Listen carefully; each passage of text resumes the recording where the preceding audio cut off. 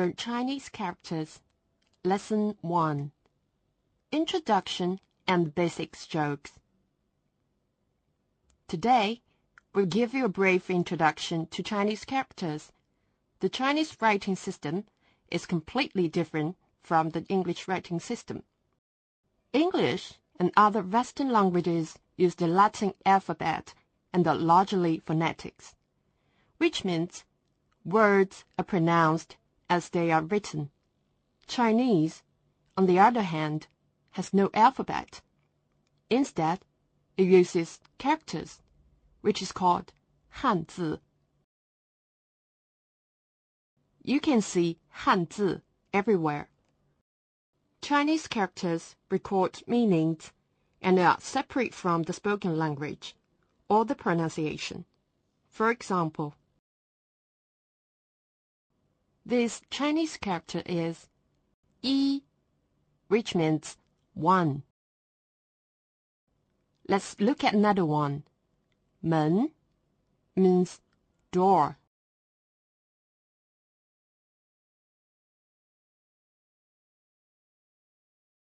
Pretty simple, right? Chinese characters have more than 3,000 years of history and originate from pictograms. So, when you study characters, you can also learn some interesting things about Chinese culture. For example, in ancient writing, 人 looked like this. The earliest known pictographs of 人 show the figure of a person in profile with the head, hands, and legs. Over time, this character evolved to its present form with two strokes that represent the legs, suggesting an insight into man's evolution from primates or even earlier forms of life. Standing on two legs is what distinguished human beings from animals. Now, let's talk about how Chinese characters are written. At first, characters might appear complex, but with a firm understanding of the basics, the strokes and radicals, Chinese writing is clear and concise. Chinese characters are written by combining various kinds of strokes, called 笔画. Here are some basic strokes. As you can see, there are a number of different kinds of strokes: horizontal, vertical, dots, etc. Where it may seem a bit confusing, these strokes are always repeating. So once you get a handle of the basic ones, you are good to go. There is a special order when you write Chinese characters. Some strokes go first, some go after. As long as you follow the correct order, writing Chinese will be a piece of cake for you. We'll study stroke order in upcoming lessons. For more useful conversations and culture tips, please check out our website, www.ninghao.com. We are in Beijing, waiting for you to join us.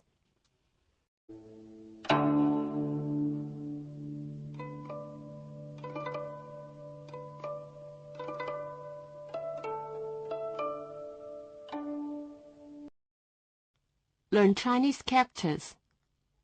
Lesson 2. Basic strokes 1. 横 and 竖. Today, we will learn two basic strokes: horizontal stroke 横 and vertical stroke 竖. The 横 stroke is written horizontally from the left to right. Right? It is very simple. Let's look at a few characters that are comprised of this stroke. The first is the character for two, R. It consists of two horizontal strokes with the bottom line longer than the top one. When you write this character, go from top to bottom. We finished writing the character for 2, R. Perhaps you are not thinking, is 3 just 3 Heng strokes? If so, you guessed correctly. Now, let's write the character 3, Sun. The rule is to go from the top to bottom. The middle stroke is the shortest, while the bottom one is the longest. How was that? Don't you think it was really easy? Okay then, let's practice the shu stroke. It is written vertically from top to bottom. Okay, let's practice some characters. The first is the character for 10. 10 has 2 strokes. The horizontal stroke, 横, is written first, followed by the vertical stroke, 竖. It looks like the cross on the top of the church, right? Next is the character for work, 工. When writing this character, we still go from top to bottom. First, the horizontal stroke, 横, then the vertical stroke, 竖, and lastly, another 横 stroke. You possibly already noticed that when writing Chinese characters, we need to follow some rules.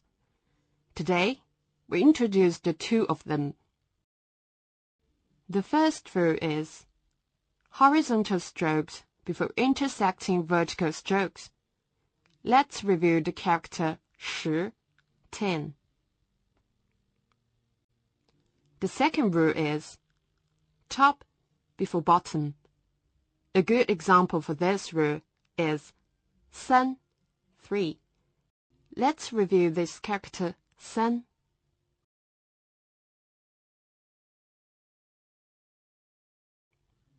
Alright, that's all for today. We will talk about other strokes and rules of stroke order in next lesson. For more useful conversations and culture tips, please check out our website, www.ninghao.com. We are in Beijing, waiting for you to join us.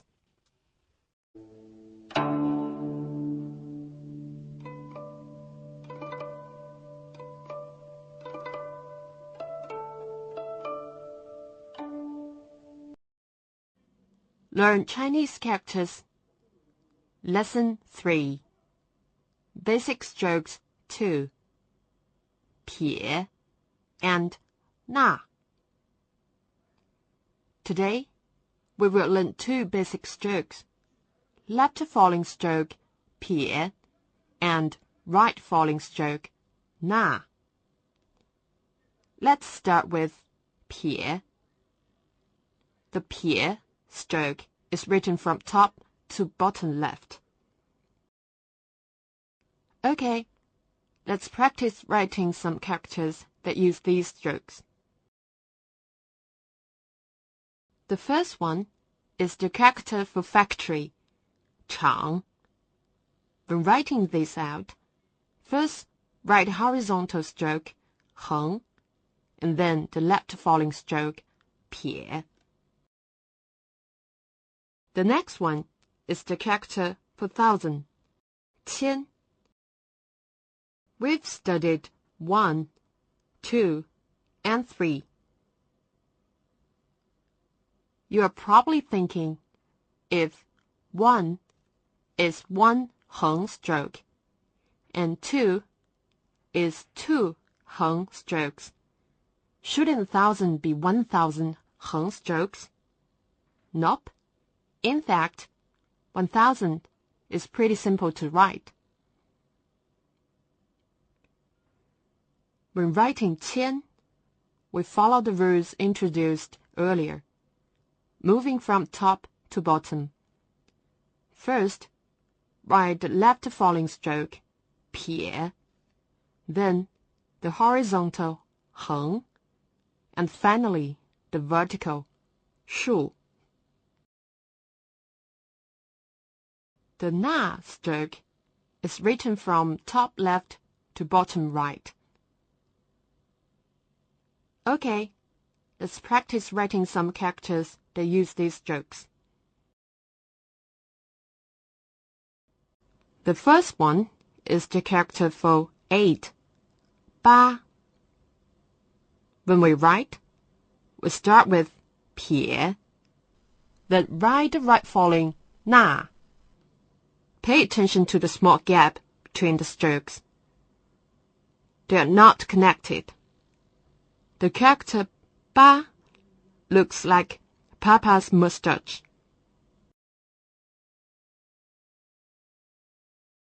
The next one is the character 人, which means people or person. As with 8, 人 is written from left to right, starting with 撇 and then writing 捺.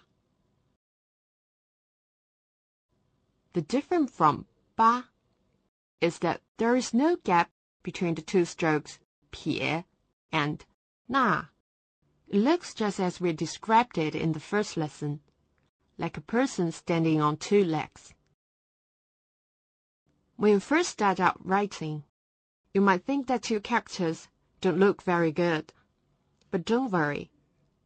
If you practice, soon you will be able to write beautiful Hanzi. Okay, now we will continue looking at some other basic strokes orders. Today's first rule is left before right. Okay, next rule is left falling strokes before right falling strokes. Alright, that's all for today. We'll finish our introduction of basic strokes and the rules of stroke order next time. For more useful conversations and culture tips, please check out our website, www.ninghao.com. We are in Beijing, waiting for you to join us.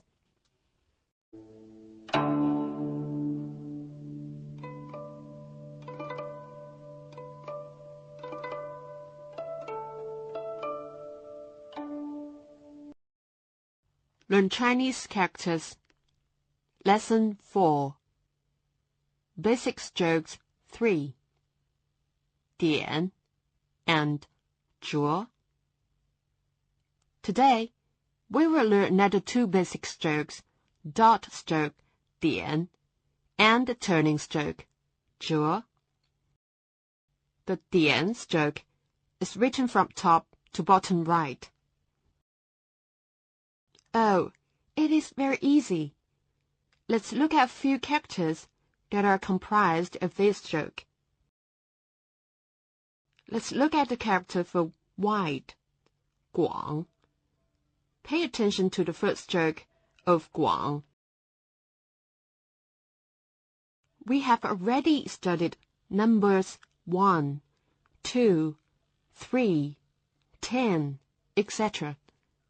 Now, we will take a look at the number 6, 6. Pay attention to the first stroke and the fourth stroke. Both strokes are 点, but you will notice the first stroke is the standard 点, whereas the fourth stroke is longer. Now, let's study the 折 stroke, which is more complex. This stroke can be combined with several basic strokes, making many shapes. Okay, let's practice some characters. The first is the character for middle or center. 中. Shoot an arrow 竖 through the center of a square target, 口, and then you have the character for center, 中. Pay attention to the second stroke of 中. Next is the character for sun, 日.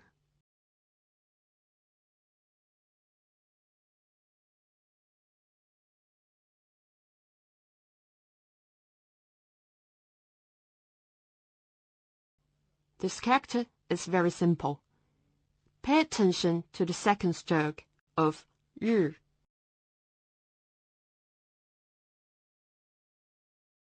Previously, we learned some simple rules of writing. However, when we study characters that area a little more complicated, we need deeper, more extensive rules. For example, if you run a character like 月, how should we write it? As this time, we need to add a rule from outside to inside. First, write the left side. Then write the right side. Now the outside is complete. Then look at the inside. First, write the top 横 stroke. And then write the lower 横. Good. Now the inside is also complete. This is from outside to inside. Seems a little difficult to remember. Anyway, it doesn't matter. Practice a lot and you will be good to go. There are still pretty important rules of writing left, which is outside before inside, before closing. The rule is best exemplified in the character 日, which we all learned earlier in this lesson. First, write the left sides 树. Then write the right sides 折. Now write the 横 stroke in the inside. And now the last 横 stroke. Good. 日 is not complete. This is outside before inside, before closing. Can you remember it?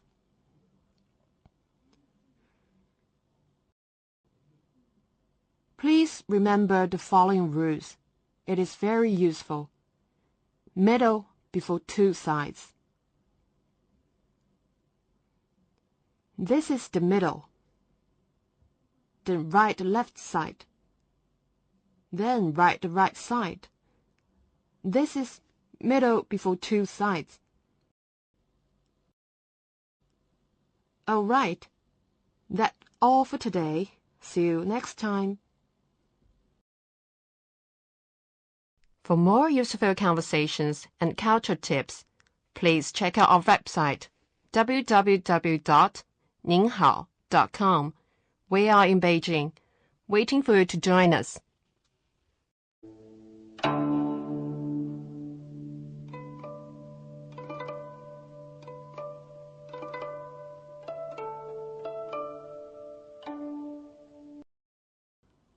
Learn Chinese characters. Lesson 5. Basic Chinese radicals. 部首. There are two units in character construction, the stroke 笔画 and the component called radical 部首. Radicals are consisted of strokes. Sometimes one stroke can make one radical. For example, 9. But sometimes several strokes make one radical, like this. As we know, strokes are the most basic parts of Chinese characters. Radicals are also fairly basic, but it can give categorical information in some cases. You will become familiar with many Chinese radicals during this lesson. Every Chinese character has a radical, or is itself a radical. Here are some common radicals.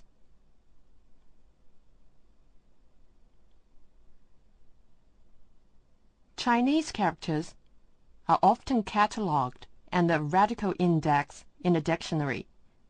Chinese dictionaries contain more than 200 radicals. However, there is no need to learn all the radicals first before learning characters. Today, we shall introduce some most common radicals. The first radical is the speech component, 言字旁. Characters that have this radical are always related to speaking or knowledge. Let's take a look at a few example characters that involve the speech component. Radicals can take different positions in different characters. However, some radicals have a fixed position. Like this radical, is always positioned on the left. The next radical is 人字旁. Characters that have this radical are always related to people. Like 言字旁, which we just learned. This radical, 人字旁, is also always positioned on the left. The next radical is 口字旁. Characters that include this radical are always related to mouth. The position of this radical isn't fixed. Sometimes it's on the left, sometimes on the right, sometimes on the top or bottom. Okay, next we're taking a look at another body part radical that is related to actions. 提手旁. Most characters that have this radical are related to hand motions. This radical is generally positioned on the left side of the character.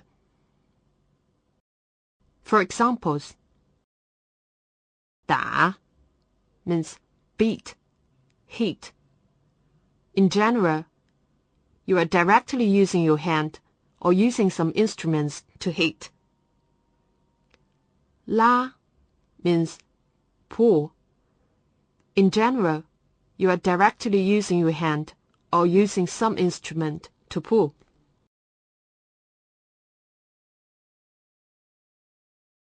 十字旁.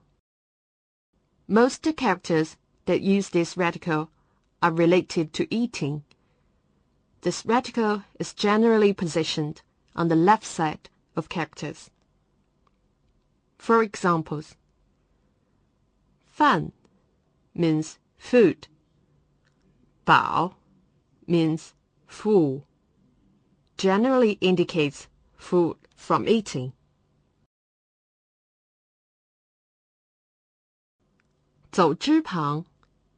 Most characters that use this radical are related to walking.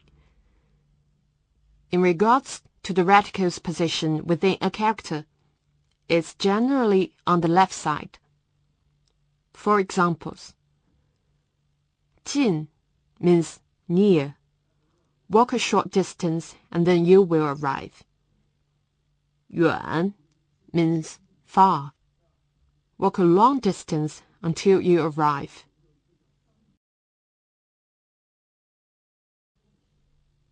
Now, let's take a look at the radicals we studied this lesson. 言字旁, 人字旁, 口字旁, 提手旁, 十字旁, 走之旁. Besides these, Chinese characters also have a lot of other radicals. Do you know which ones? After this lesson, we can discuss them together. Okay, that's all for today. See you next time. For more useful conversations and culture tips, please check out our website, www.ninghao.com. We are in Beijing, waiting for you to join us.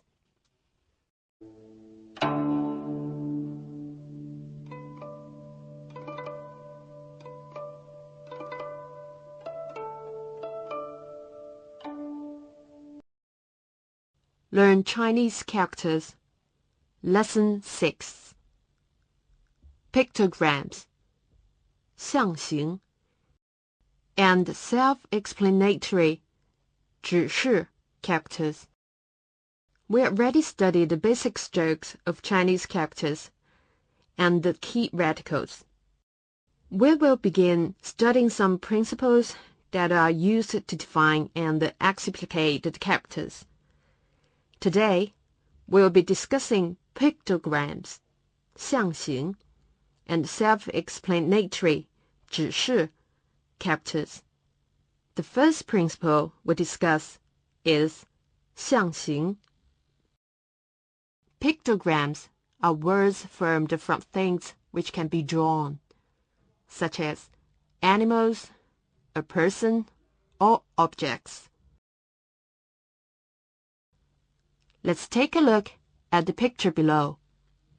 In ancient China, this picture represented a Chinese character. Perhaps you already guessed this picture's meaning. Right, this is the character for 日, which means sun. We're now looking at the character 日 and the character's gradual evolution. Okay, let's take a look at the other example. Right, this is the character 月. We're now looking at the character 月 and the character's gradual evolution. The pictogram characters are relatively easy to remember and guess their meaning. Below, we'll take another look at a few more examples. The first one is eyes, called 目. Isn't it really easy to recognize? The next character's pronunciation is also 木, but it means tree. Maybe you already realized that a lot of the pictograms' meanings are very intuitive. For example, 山, mountain, and 水, water. Then, what's the difference between the pictographic characters above and their modern version? There are two main differences. First, the characters are no longer imitations of things they represent, but rather symbols in square form. The second difference is that the softer lines have turned into solid strokes. You might think that many things can hardly be drawn out in picture form because they may be abstract in meaning or just part of a picture, which cannot be expressed by pictographs. So, how could ancient Chinese people do it? There is another principle used to define and explicate the characters. We call it 指示. Self-explanatory characters express meaning through simple symbols. Characters of this sort either add indicators to pictographs to make new meanings, or illustrate abstract concepts directly. The Chinese characters for numbers exemplify the most simple self-explanatory characters. For example, 一, 1, 二, 2, and 三, 3. Now let's take a look at the ancient Chinese characters. This is how they were written.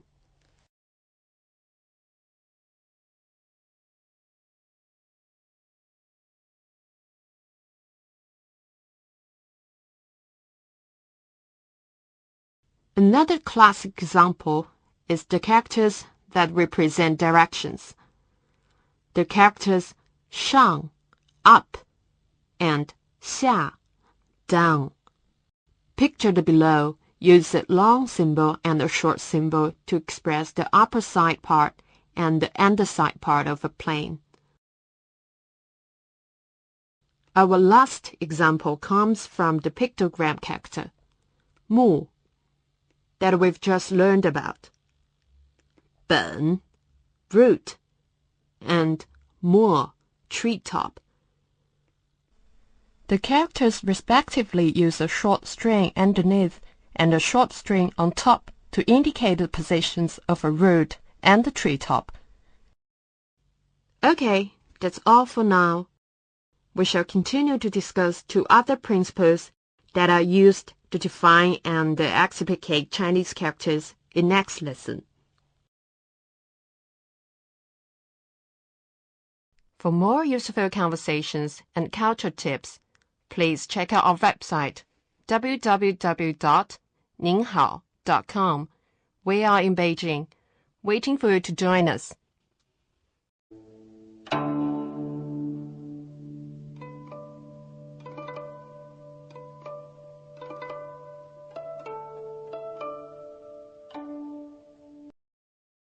Learn Chinese characters. Lesson 7. Compound indicative, 会意, and pictophonetic, 形声 characters. Compound indicative, 会意 characters are characters that combine two or more characters to form a new character with new meaning. For examples, 修, rest, means that a person is leaning against a tree to relax himself, like in the picture below. 明, bright, is composed of 日, sun, and 月, moon, which expresses brightness. 森, forest, is composed of 3 mu, which expresses full of trees, like in the picture below. 苗, seedling, is composed of 草字头, which means grass, and 田, which means field, which expresses young plant, like in the picture below. How many of these compound indicative characters can you understand? Even though you don't quite understand them, it doesn't matter. These examples are only here to help you understand the Chinese characters and know some of their origins. As long as you know their meanings, that's all that matters.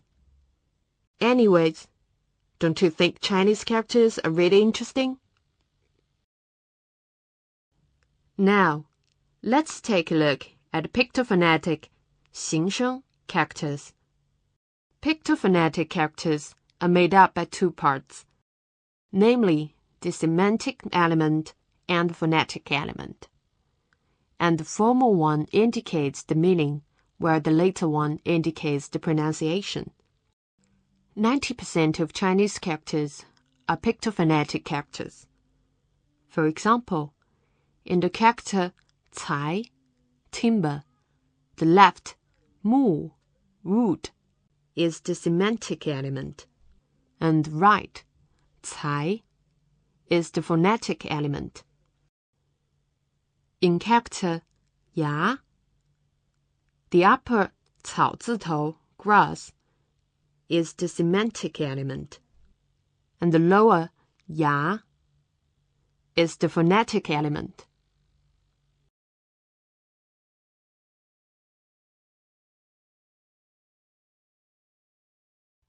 In the character 沐, to bathe, the left 三点水 is the semantic element, and the right 沐 is the phonetic element.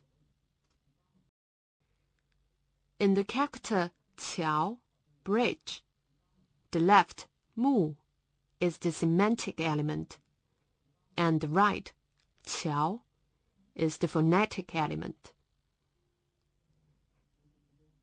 In the character 妈, mother, the left 女 is the semantic element, and right 马 is the phonetic element. There are a lot of pictophonetic characters in Chinese. Sometimes you can go through this same process to guess the character's pronunciation. But even though it's a pictophonetic character, sometimes you are unable to determine the pronunciation based on the phonetic compound. So you definitely have to be careful. Okay, this is the last foundational lesson on characters, but we have many more videos to help you practice reading and writing characters. We also have special practice sheets available for downloading. Now that we've taught you the basics of Chinese characters, all that's left is to practice. For more useful conversations and culture tips, please check out our website, www.ninghao.com. We are in Beijing, waiting for you to join us.